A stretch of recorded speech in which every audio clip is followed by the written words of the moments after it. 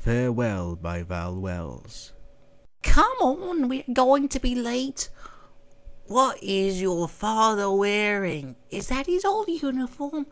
Oh my God, it smells of mothballs. Dad thought it'd be fitting to wear it. Well, it's a pity it still doesn't fit him. Is he coming? Hang on, Arthur. You know your granddad isn't too spry anymore. You young ones, rush, rush, rush. All I'm saying is the train leaves in an hour. Arthur, the station is only up the road. As they came nearer the station, Arthur said, There he is, Mary. My darling boy. Arthur, doesn't he look handsome? Jake, here we are. Mum, Dad and Grandad, thank you for coming. Son, we would have not missed seeing you off for anything. Grandad, is that your old uniform? He said as he was trying to hold his pants up. Soldiers over here! Your commanding officer would like a word, shouted the sergeant. Troops, you are going on a great journey. One of triumph and courage. We have to show the Hun we are going to fight, and men, I am right behind you. One of the soldiers standing next to Jake said, Yes, he will. About 1,000 miles behind us. I'd like to know who this we is that he keeps remarking to. Some of the soldiers started to giggle. And what is so bloody funny? Remarked the sergeant. Right, you horrible lot. Say your goodbyes. Son, take care of yourself. I will, Mum. And you take care. Dad and Grandad, take care of yourselves. Son, I wish that I could come too. Grandad, you have done your bit. You rest and I will see you soon. Bye-bye, Jake, my son. I am so proud of you. Jake's mum walked him to the train and said, Jake, come back to me. Mrs. Hindle, you should now let go of his hand, or are you planning to run alongside the train with us to France? The trenches. As they reached the station in France, there was an unsettling quietness. Off the train, men! Put your kit over there! Said the sergeant. All the men were shown to their barracks. Men, you should get something to eat. After their meals, they reported for orders. The men were told they would be going to the Western Front. The next day, they embarked on what was to be one of the bloodiest of battles. As they arrived, they were given their orders. The battle was already raging. Jake and his friend, Toby, were put in Trench 1.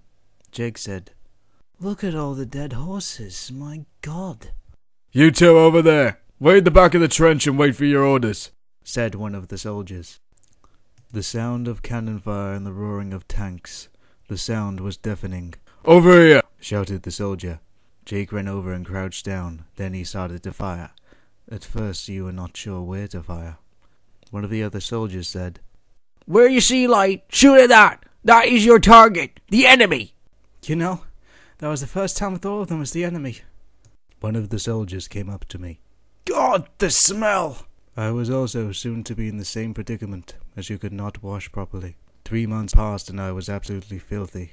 You got used to that. Sometimes in a small hole in the mud, water would collect and you could use the clean part at the top to have a wash. Maybe your face. Food was getting scarce. Heavy shelling made it hard for supplies to get in. The stench of the trenches sometimes was unbearable. Jake, where are you, pal? Here, Toby. What's wrong? Nothing. I managed to get something to eat. Great, Jake said. I am starving. Casualties were heavy, even the loss of horses. Also, boredom was another problem. In between the fighting, the men made up poems like children's poems. Jake resisted his. Colonel, Colonel, quite contrary, how does your garden grow? With tanks and shells, rifles as well, and corpses in a row, Corpses all in a row. Because the water that made the tea was stored in petrol cans and they were only rinsed out, the tea tasted of petrol. Never mind, lads. The jerry can mask the awful tea Peter makes, said Jake. Christmas, truce, and gas.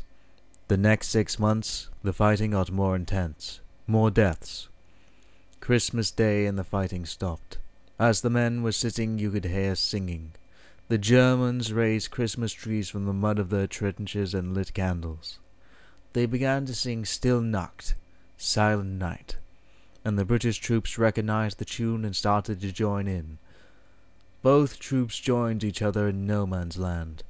They exchanged rations and played a game of football. The troops were soon ordered back to their lines to resume the slaughter. Terrible new weapons were introduced during the First World War. The French used tear gas, but the following year the Germans used chlorine gas, a deadly choking poison, against the French troops.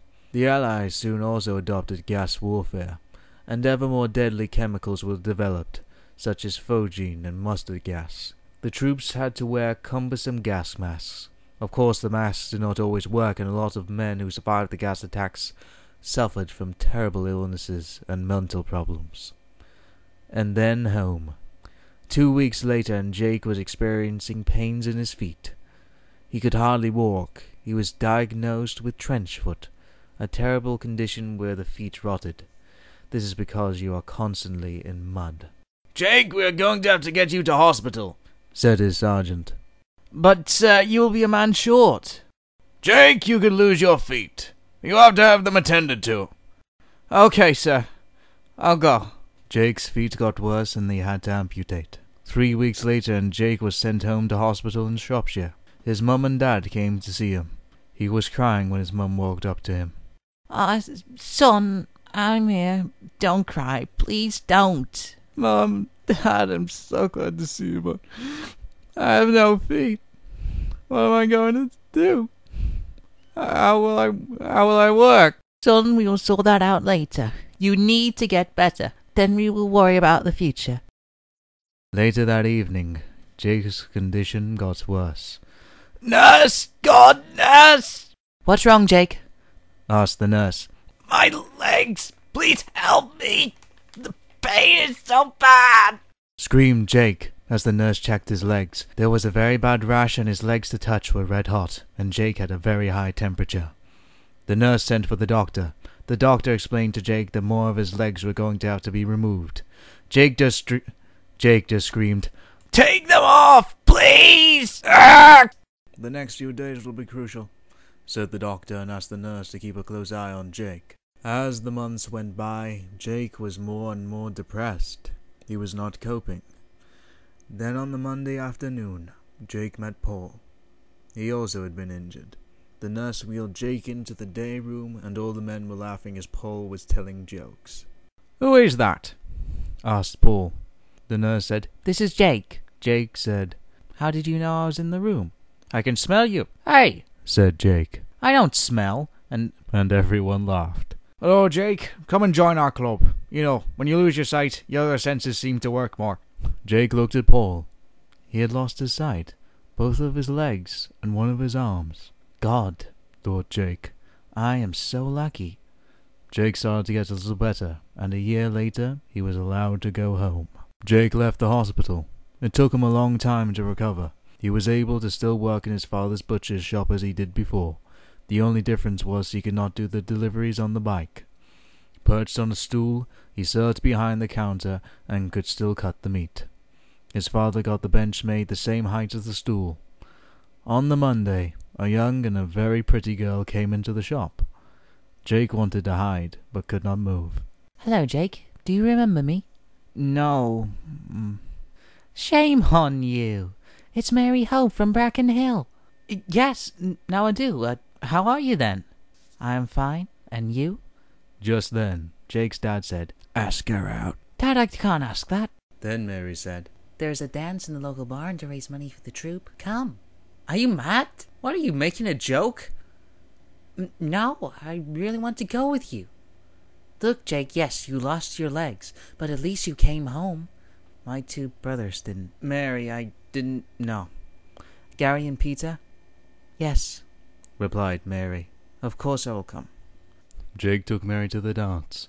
At the dance there were lots of soldiers. All had a story to tell. All had lost a limb, or their sanity, as one soldier said. He thought of hanging himself at one point. Then he met his wife, and she helped him to recover. But he said that you never truly forget, and his nightmares were awful. He was talking to Jake, and he said that one dream he was being stabbed over and over again. His screams were deafening, but no one came. Then the German soldier started to hack off his foot, then his hands, then stabbing and stabbing him and laughing all the time, then leaving him to be eaten alive by rats. He said that was every night, but since he has spoken about it, he is not having as many bad dreams.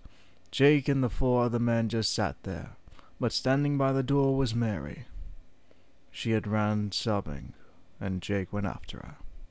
Mary, he's sorry that you heard that. No, said Mary. Oh my God, Jake, you and those men. No one should have to suffer that. Mary, I know, but if we don't fight and win this war, the Germans will rule, and life as we know it won't be. We will not be free, and they are evil, Mary. They have no respect for anyone. In the trenches, they had young boys of 11 fighting. We captured a young lad one day. He ran to us and in German said, "Kill me, kill me." We gave him food, and he said that if we were captured, they would not give us food, but kill us. He thanked us, and he was taken to the hospital in the village. Jake, I hope that we win, and I hope and after this is over, it should never happen again. We will, Mary. Evil never wins. As the months passed, Mary and Jake got closer, and Jake asked Mary to marry him. She did, and in 7 years they had 4 children, 3 girls and 1 boy. Jake was given new legs. New strides were being made to improve the lives of the soldiers that came home. Jake learned to walk again, and Jake and Mary worked in his dad's butcher shop. Jake and Mary were happily married for 60 years. The end.